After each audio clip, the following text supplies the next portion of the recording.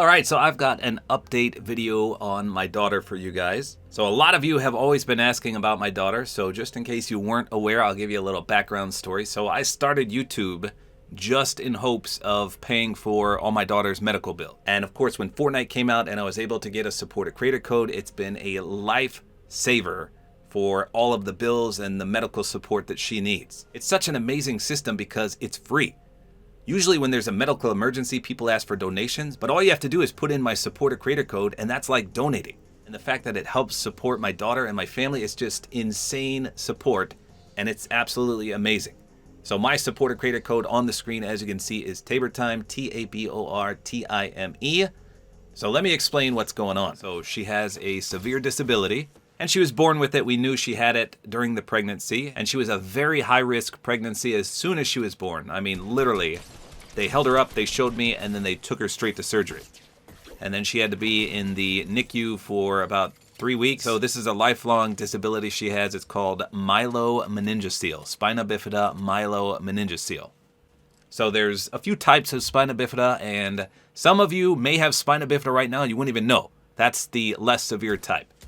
The type she has is one of, if not the most severe types that not many people have. So they originally told us she'd be paralyzed from the waist down and have all sorts of issues. So long story short, fast forward, she's had a ton of surgeries. But people with spina bifida myelomeningocele often have issues with something in their brain. So in your head are two things called ventricles, and they create CSF, or cerebrospinal fluid. And it drains down over the surface of the brain as well as the length of the spinal cord. So her condition affects her spinal cord, so she can't drain the cerebrospinal fluid down. So she has something called a shunt. And in fact, she has two shunts, which is super, super rare. So a shunt is where you put a device into the brain, into the ventricles that make that CSF fluid, and it will manually drain the fluid down since she can't do it on her own. So the device goes in the ventricle in your head and it manually drains the fluid into the stomach. So there's literally a tube from the brain into your tummy, and that's how it works. So without one of those, she would get swelling in the brain from all the fluid, and that causes brain damage and ultimately death. And that's a complication of her disability. It's not the disability, it's just a little side effect, which is scary in and of itself. So I tell you all this because she has two of those shunts. Most people that need one only have one. So these are man-made devices, and unfortunately, when you grow up, you got to get a replacement, or sometimes they just stop working. And again, if they stop working, brain damage or death. So she's had tons of issues with these shunts. She's had revisions, she's had replacements. I think she's had 8 surgeries involving these. And it's not a light surgery. I mean, it's literally brain surgery and stomach surgery all in one. So I tell you all this because she's had massive headaches, and that's a symptom of a shunt malfunction. So we took her in to get her checked out, and they said, hey, you need surgery right away.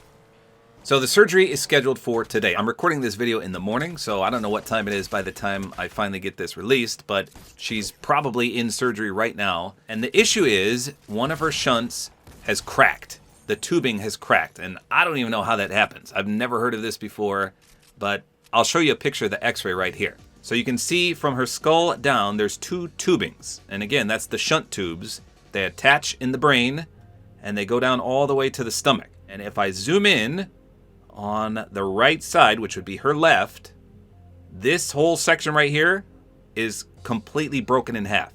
So that's why she's having headaches, and that's why the shunt is failing, because it's literally cracked in half. We have no idea how this happened. They said sometimes it just occurs. She needs emergency surgery right away, and we scheduled it for today, Thursday.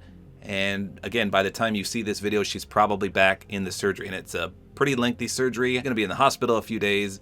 And the issue is the hospital is a long way away because it's a specific children's hospital. So I'll have to let you guys know how the surgery goes. Hopefully all is well. This is her 29th surgery. 29 surgeries. That's just crazy to even think about. I myself have had 1 surgery in my entire life, just getting my wisdom teeth out. That's it.